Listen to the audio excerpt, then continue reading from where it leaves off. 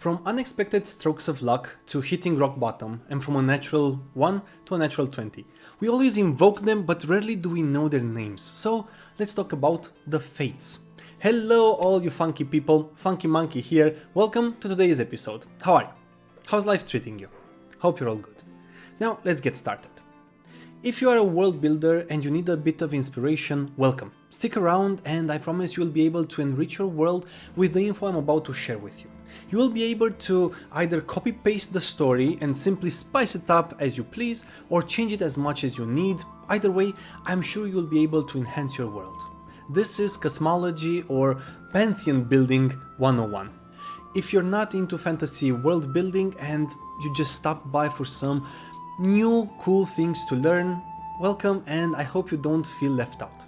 You'll find out cool and interesting things I am sure you were never taught in school, and you will be able to bore the living lights out of those around you with the things I will impart with you.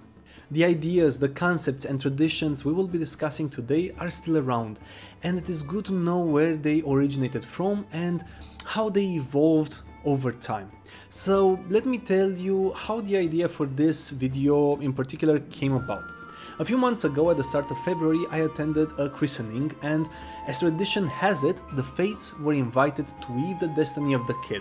It was an interesting combination of pagan and Christian traditions, and it gave me the idea for this video, as many of those around me had no clue what the origin of or the deal with the fates was. Before we get to it though, let's talk about the painting I will be doing today. It is the first time I am painting an Astartes and I found it fitting for this video. If these guys make planetfall, either your fate is sealed or the fates smiled upon you, depending on which side you are on. As per usual, I will start off with zenithal priming, but I will try something different as well.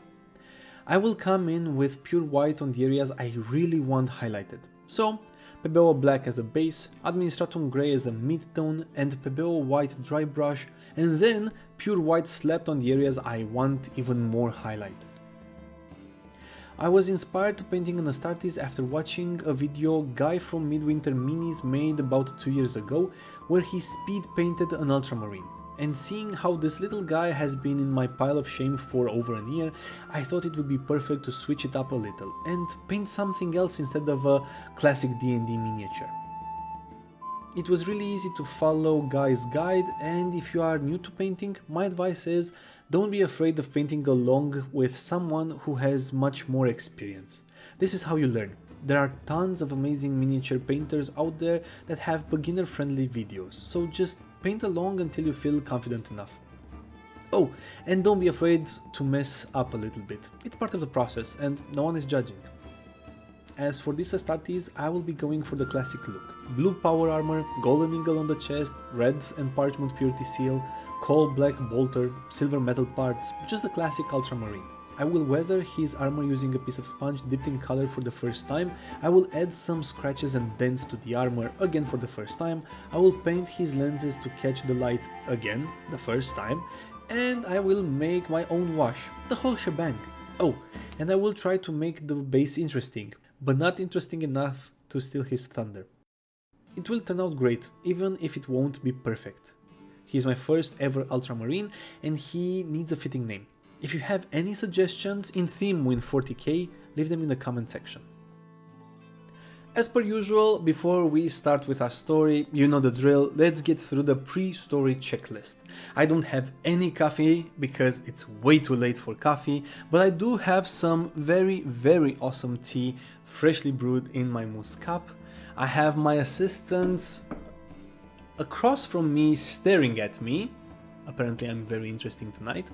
And I have something for the soul. Again, I felt the need of having that something for the soul come in a mug with a handle. How about you? Are you ready for a story filled with myth and legends? Do you have some tasty beverage on hand? Perfect. Then I think it's time for a story. The Fates originate in ancient Greece and they were named Moirai, translated as lots or destinies, but it also meant a portion of a whole. Etymologically speaking, the name comes from the Proto-Indo-European root mer, which meant to allot or to assign. The Greek word for this is very close to the root mer and has the same meaning. And in Latin the word became later meritum, as in reward, and today in English we have the word merit.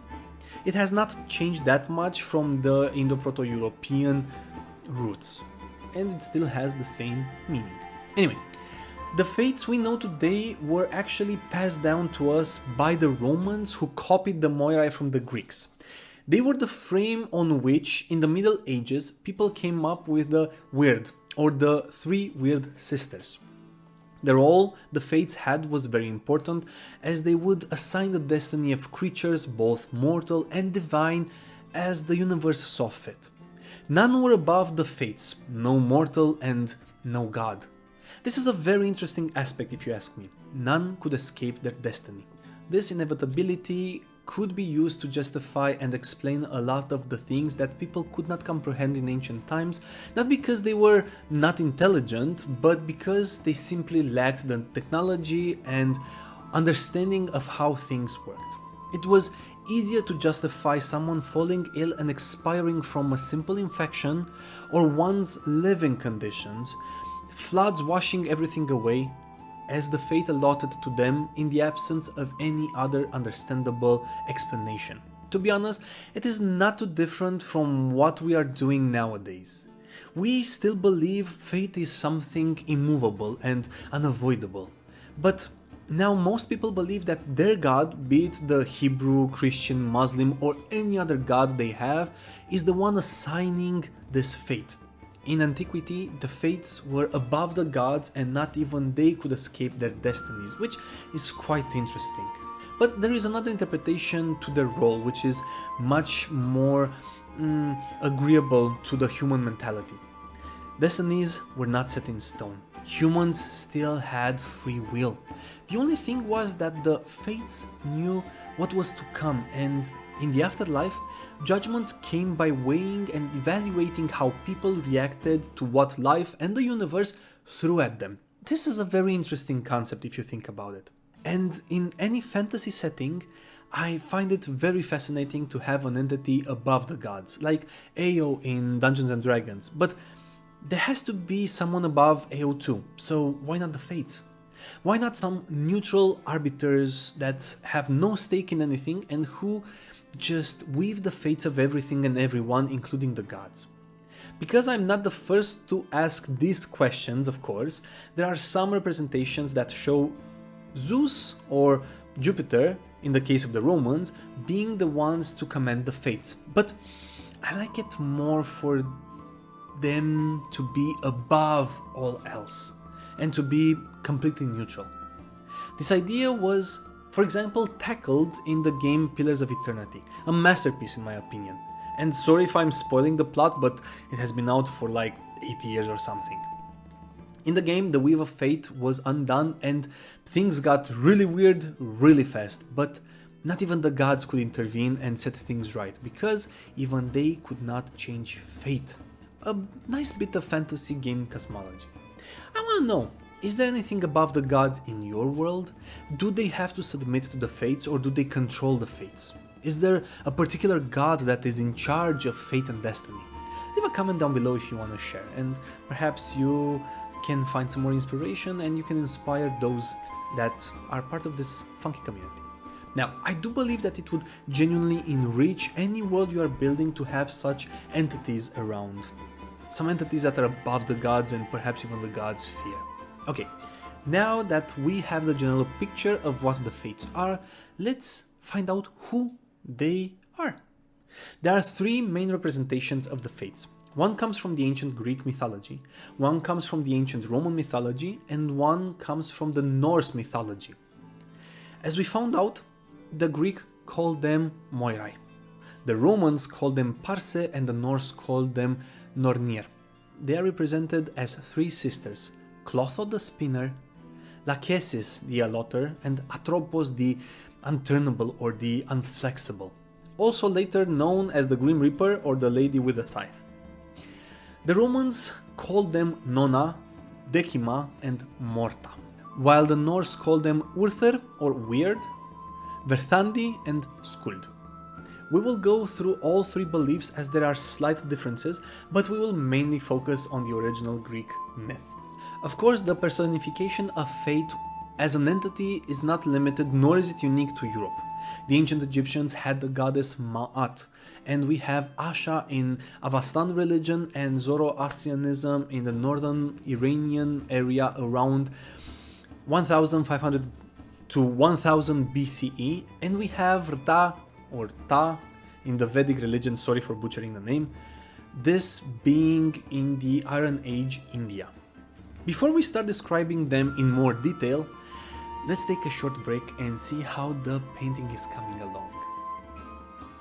Unfortunately, I did not choose the right blue, and it turned out much brighter than I would have wanted in the end. I went for Kalgar blue instead of something darker, and got something really bright. It's no problem, I can say this guy is from a very specific sub-chapter of Ultramarines. It's okay. It's a learning experience, and I got to try some new methods, even if the color is not to my liking. Next time, it will turn out better. The Ultramarine turned out awesome in the end, don't get me wrong, I'm very happy with it. As I mentioned earlier, I'm using a sponge to add weathering to the power armor. The idea is simple. I painted the armor, I applied a wash to darken it, and then I'm coming in with a base color once again to highlight certain areas and give the impression of weathering, of grime. The sponge is perfect for such an effect, so if you have an older, clean sponge around the house, one used for dishes for example, just tear a chunk off of it, if you don't want to keep it all, and use it for adding weathering to your minis. I'm using a fancier one because I saw it on an online store and genuinely thought it was somehow special, perhaps a different density, different absorption. Nah, it's a sponge in a plastic tube. Might as well use it since I paid for it. It was cheap, but still, it's a sponge in a tube. Anyway, once the weathering is applied, I'm coming in with a dry brushing of light blue to catch those raised details once more. Let's continue with the fates. The belief was that Clotho started weaving the threads of a being's life while it was still in the womb. Lachesis measured out the length of the thread, determining the duration of life, and then Atropos cut the thread, representing the moment of death. The point where she cut the thread could mean the difference between living a notable life, making an impact on the world, or be destined to an unremarkable life, after which you were swiftly forgotten, which seems quite bleak. From what I remember from my childhood stories, all three would make knots on the thread, marking important moments, marking checkpoints, where the threads could go in another direction, thus emphasizing the idea that fate was not set in stone and that beings were still free to make their own choices. That is until Atropos decided to cut the thread, and that is why Atropos could make or break a life, depending on where she would end it, as she could end it right before a turning point that would have an impact on the whole world. The sisters were represented either as all three being old, somewhat grumpy, with Atropos being the grumpiest, or of different ages, with Clotho being the youngest and Atropos the oldest. Research has revealed that Atropos has an origin that predates the Greek culture by a lot. She was identified as a demon called Aissa in the Mycenaean religion. For a bit of context, the Mycenaean and the Minoan are two cultures with a very long history that were at the foundation of the Greek ancient culture. From the Minoans, for example, we have something very recognizable, such as the Minotaur. And from the Mycenaean, we have many of the Greek myths actually. Now, the Mycenaean philosophy, when it came to life, was what we nowadays call fatalism. So it seems only fitting that the Grim Reaper has its origin in their mythology. Because in the Greek Pantheon, most gods and divine entities in general were somehow related to one another. There is of course a relationship between the fates and other deities. For this, we need to introduce the concept of primordial deities. I will not talk too much about them as you already know the drill, that's another story for another time, but just know that according to Greek mythology, initially there were the Titans, then the gods defeated them, killed and imprisoned some of them after a very long cataclysmic war. Just like in, for example, World of Warcraft, there were the old gods or the Titans, and then the new gods defeated and replaced them. This is a running theme for humanity. There is always a before and after. Even nowadays in Abrahamic religions we have before and after, be it Christ, be it the prophet or any other notable moment. Anyway, the Moirai were the daughters of the primordial goddess Nyx, the goddess of night, the origin of the word night actually, and their sisters were the Black Fates, the Keres or violent deaths, Thanatos, the vengeful spirit that punished hubris against the gods, and Nemesis or retribution. I really believe that you could easily include all of these entities and stories in your world. I mean, of course, most TTRPGs or MMORPGs and fantasy games in general already have these entities somehow represented, but you can, like the Fates, simply weave a whole campaign revolving around these stories. You have everything you need. You have the Fates, you have the Goddess of Retribution as a patron for, let's say, Retribution Paladins. I wonder what would a cleric of Nemesis look and act like. You have Keres, the deities of violent death, usually in battle. And now, what clerics would better represent them? And would they be heroes or villains? You have Thanatos, the goddess that punishes, again, arrogance before the gods or hubris.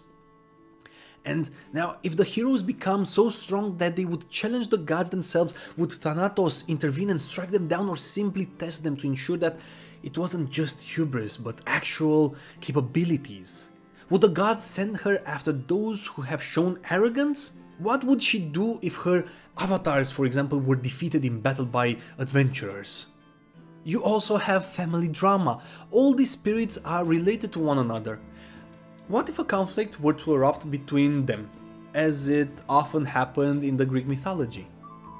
You could have a campaign weaved around all these deities running amok, wreaking havoc and having adventurers try to stop them. I mean, this is gold. Okay. I'm gonna stop and just continue because I'm about to stop this video and just go write a new campaign while my actual campaign, my current campaign, is coming to a close and I don't want to interrupt that. Anyway, of course, at one point the whole perspective over the Fates changed and they were presented as being the daughters of Zeus with the Titan, or better said the Titaness Themis, who was the embodiment of law and order, and thus they became the sisters of Eunomia, order, Deea, justice, and Irene, peace. But come on, it sounded better when they were the sisters of retribution, black fates and punishment for retribution. But of course, people needed them to be a little bit more on the good side, although they are, when it comes to alignment, I believe they are true neutral. But I understand why people had a hard time dealing with that. Anyway, a different origin story popped up around the 7th century BC, and in it they were rebranded, renamed. Thetis, creation, Poros, the path, and Tekmor, the end of the path. But this relates more to the primordial deities I spoke about, the Titans, as the emphasis was put on the idea that they were in this world before the new gods defeated the Titans. Again, I will make a whole video around this at another time. Okay, but now let's talk about their role. The legend goes that the Moirai appear on the 3rd day after birth and they start the process of weaving the threads of the kid's life into the tapestry of the universe. This legend is connected to a Greek ritual of accepting the infant into the family on the 7th day after birth and giving the kid a name. This was a ritual carried out around the hearth of the house, representing a family or a community decision. The hearth has been a symbol of community since the moment humans learned how to master fire. And of course, the child was given a name after a while if it survived. Unfortunately, infantile and childbirth related deaths were very common until recent times, when modern medicine really improved our chances of survival, almost eliminating childbirth deaths, not entirely, but really reducing the numbers. Interesting is the myth that initially the Moirai were actually visible and would appear at night next to the child's cradle to weave its destiny.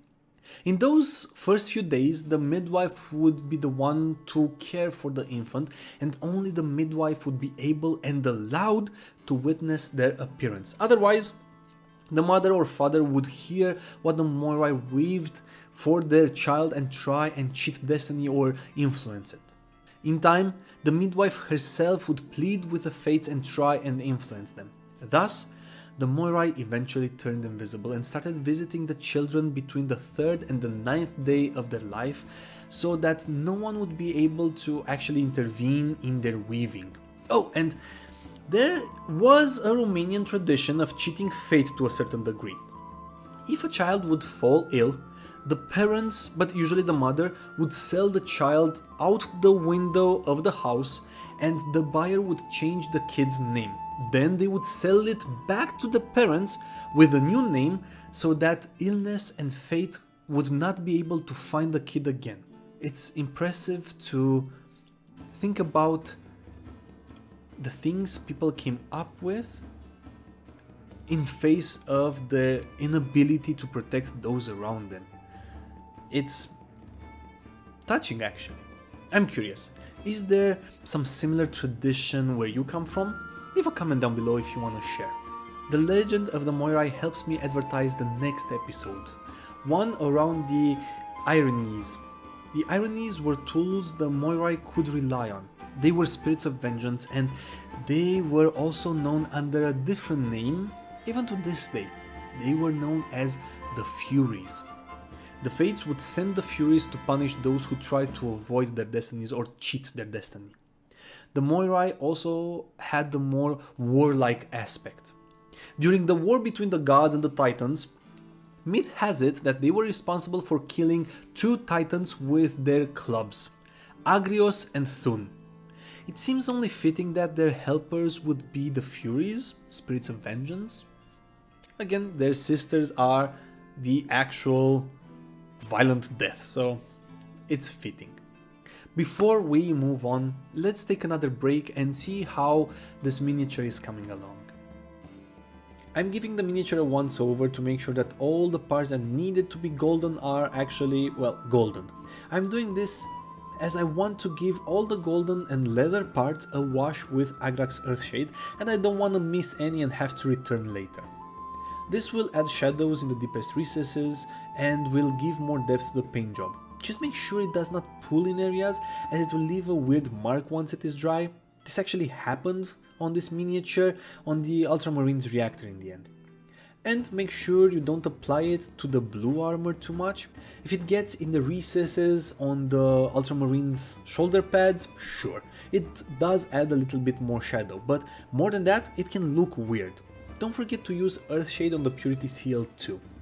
Once the wash is dry, don't forget to come in with a base color and dry brush, just to add back the highlights. If you want, you can go a little further and either use a brighter gold or add a little silver in your gold and add highlights where the elements would catch the most light. After I'm done with all of these, I'm applying a non-oil wash to the whole bolter and every silver element of the gear, and some of the vents, just to enhance those shadows. Once everything is washed, I will come back with the base colors and re-add some of the highlights. I'm not sure you noticed, but this time around the miniature is not really centered properly on the screen. This happens when I'm really focused and excited about what I'm painting and I'm holding the miniature really close to my face, and I sometimes forget to readjust the camera. So I hope you weren't painting along with me.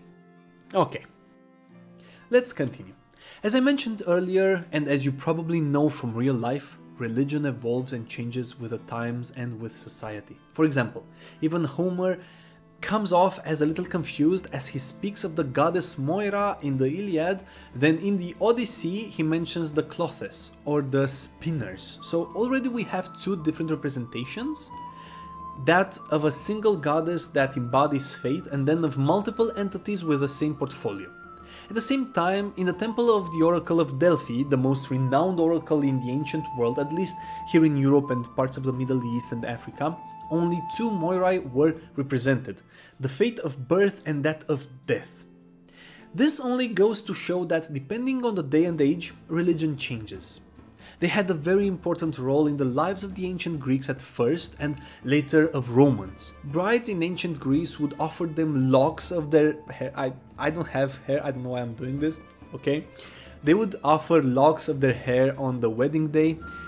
People, especially women, swore by them, and there were at least 3 temples of the Moirai across Greece, with one of the most prominent being in Sparta, close to the polis hearth, the communal hearth.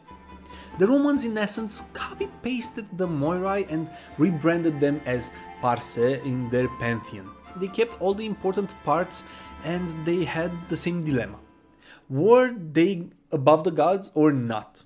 There were moments when they were of the belief that Jupiter was the only one able to command the fates, as Zeus did with the Moirai, but most believe that not even Jupiter had any power over them. Perhaps he was able to slightly influence them, but people liked to believe that not even the gods were spared the ups and downs of existence. Now, before we wrap things up, I want to talk about the Norse fates, the Nornir or the Norns. They were called Urthrm, that which became or happened, Verthandi, that which is happening, and Skuld, that which should become or needs to occur. The belief was that they were tasked with drawing water from the sacred well Urd to water the tree at the center of the universe, Yggdrasil, to prevent it from drying out, and to prevent rotting, they sprinkled clay from around the well on its roots and branches. This too is a really nice plot hook for a fantasy campaign. Imagine the world going down the drain as the Norns have stopped watering the tree and no one knows why. A group of adventurers set out for the tree and prevent it from rotting. That sounds really cool in my opinion. You can use it, it's free. What is interesting is that there is no clear distinction in Norse mythology between Norns, Valkyries or Haminga, female spirit guardians that decide one's luck and happiness. They are present in both the Prose Edda and the Poetic Edda quite often, and Snorri Sturluson mentions them in his work in the 12th and 13th century. Poetic Edda are older works of literature from which Snorri himself draws some inspiration. The Norns are represented not as goddesses, but as giantesses. Is that a word? Female giants, giantesses. That have not come to battle the gods, but to help humanity. In the Prose Edda, written in part by Snorri Sturluson himself, an extra S there, he mentions that the Norns are not the only ones. There are lesser Norns, being of dwarvish and elvish origin, and that there are those that pertain to the Aesir, one of the 2 clans of Norse gods. This is the clan of which Odin and Thor and many other well-known gods are part. I will have to do a whole episode on them as well, but again, you know the drill, that's another story for another time. Now, some of the Norns were good and allotted long lives, wealth and happiness, while some were evil and allotted short and cruel lives.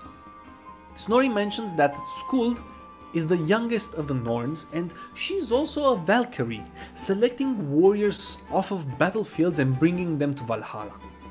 The difference between the Moirai, Parse and the Norns is that the Norns are not really associated with parts of life such as the Moirai are, but rather with destiny that is intertwined with the passage of time. This is in essence the twist that the people of Northern Europe brought to the story of the three fates. Now, there are objects and votive objects found in northwestern Europe dating from the 1st century all through to the 5th century CE that depict three female deities associated with the fates. The Greek and most likely the Roman stories and myths survived and were later integrated in Norse mythology. Things are rarely isolated when it comes to history, and the highest mobility can be observed in two things, at least in my personal opinion. This very high mobility can be observed in stories and in goods. These two almost always go hand in hand, again, at least in my opinion. People would trade goods, but would also sit down and exchange stories, myths, jokes, news, everything. I think that one of the greatest and most treasured commodity humanity has are actually stories. Anyway, I'm going off on a different path. In conclusion, in ancient times, even the gods could not stand against the Moirai or the Fates, and the only ones who stood beside them, because yes, there are those who stand beside the Fates, were the Horai or the Hore, the seasons. But say it with me, that's another story for another time. The Fates were able to take life as well as restore it, and there were ways of slightly changing destiny, or better said, there was a little bit of a wiggle room. This wiggle room is clearly described in the tale of Orpheus, who journeys into the underworld and convinces Hades and Persephone to return the soul of his beloved bride Eurydice. He persuaded both the gods and the Furies, and the Fates did not intervene. The only condition for her restoration was that he does not glance back at her while he was navigating and leading the way out of the underworld, and basically trust that she would follow him out. Right before reaching the realm of the living, Orpheus, losing faith that his beloved was right behind him, glances back. The Fates reiterated her destiny, reinforced it, and she had to stay in the underworld. If only he would have trusted destiny. So, as you can see, destiny is not set in stone, and the Fates only know what is to come, not necessarily decide what is to come. But it depends on which story you like more. It's up to you. And with that, I believe there is enough material here for you to write a whole campaign around the Fates, the Moirai, the Parse, the Norns. Well, they are the same thing, so no, a whole campaign around the Fates and the Furies and Nemesis and Maat and other deities and Yggdrasil and all of that. If you enjoyed this video and found value in it, please make sure you like, as it shows me it was useful. Subscribe and join this growing funky community, and hit the bell so you are notified when the next video is out. And share it with your friends, with your DMs, GMs, storytellers, players, neighbors, family, pets, everyone. Oh, and if you want to see more of my lovely assistants, who again are a sight for sore eyes nowadays, do check out the channel TW Creative -cats, a channel with shorts that have nothing to do with history and everything to do with cat adventures. Oh, and to keep it going, Potato's 5th name and part of her first title is Paw. You know, I think eventually, once this channel really grows, I will have you write down in the comment section the full name of Potato, and perhaps we're gonna have a challenge. Who gets it first? We'll see. Now, I want to thank you very much for the privilege of your time, and I truly hope that you found some inspiration and learned something new today. And I can't wait to see you all funky people here next time on Funky Monkey MP, the place where you get your dose of mini painting, history, world building, and trivia. Remember, be curious, take inspiration from the past, and never stop world building and creating amazing things, whatever those are. Your mind and imagination are awesome, and don't let anyone tell you otherwise. Until next time, have yourselves a wonderful, wonderful day. Cheers.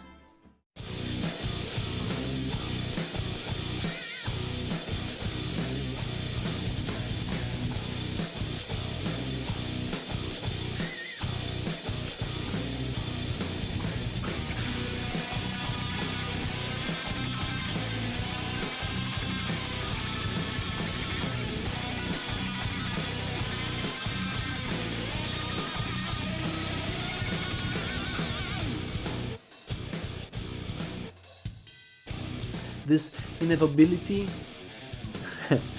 inevitability